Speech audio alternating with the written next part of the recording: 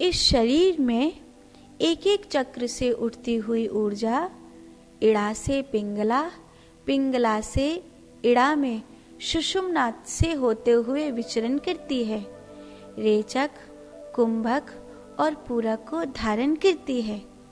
इस प्रकार जब यह ऊर्जा आज्ञा चक्र पर तीनों नेत्रों से होते हुए ब्रह्मरंध्र में पहुंचती है, तब यह ऊर्जा ब्रह्म को प्राप्त होती है। लेकिन इस शरीर की गतिविधि को अगर हम देखें तो ये शरीर नवद्वारे पूरे देही, ये 5 तत्वों से बना है।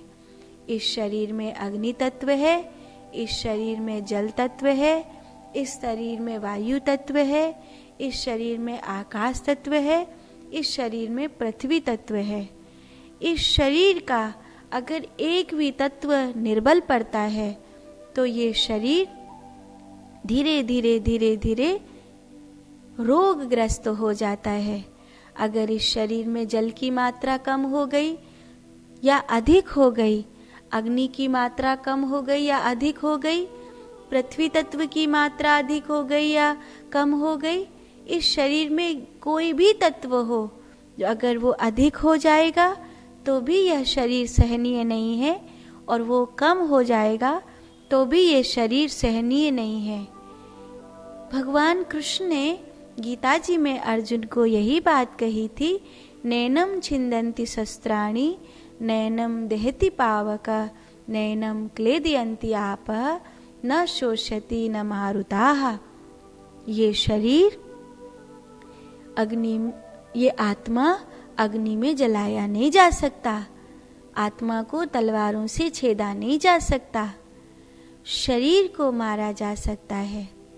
अगर कोई किसी को मारता है तो वो उसके शरीर को मारता है।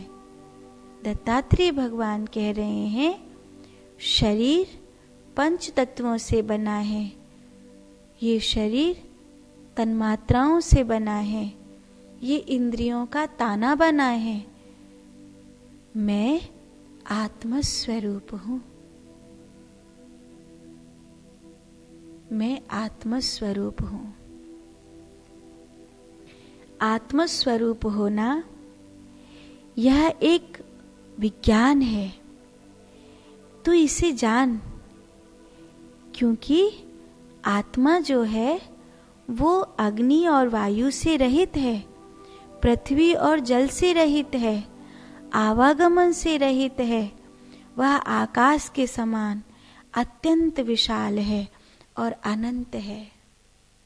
जब हम मर जाते हैं तो हमारा 24 तत्वों से बना हुआ यह शरीर फैल जाता है।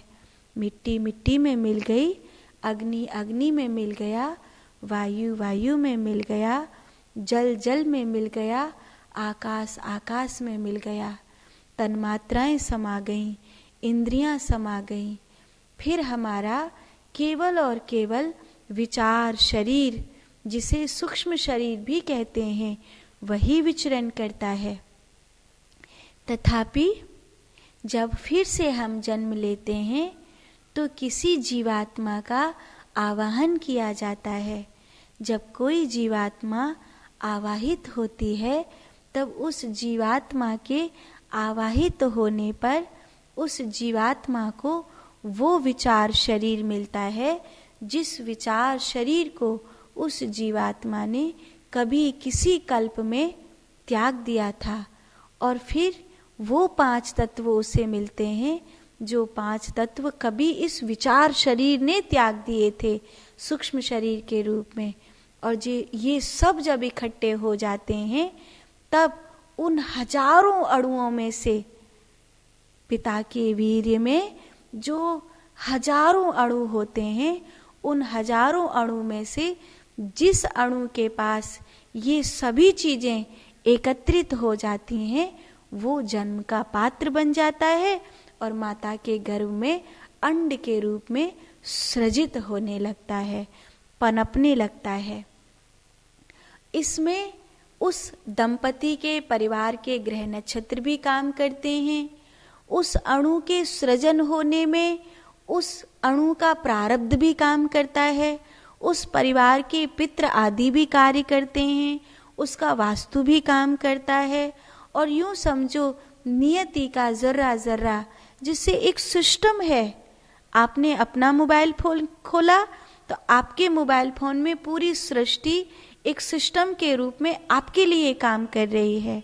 दूसरे व्यक्ति ने दूसरा मोबाइल फोन खोला तो एक सिस्टम के रूप में वो जो कुछ भी भरा गया है सिस्टम में, वो सब आपके लिए है।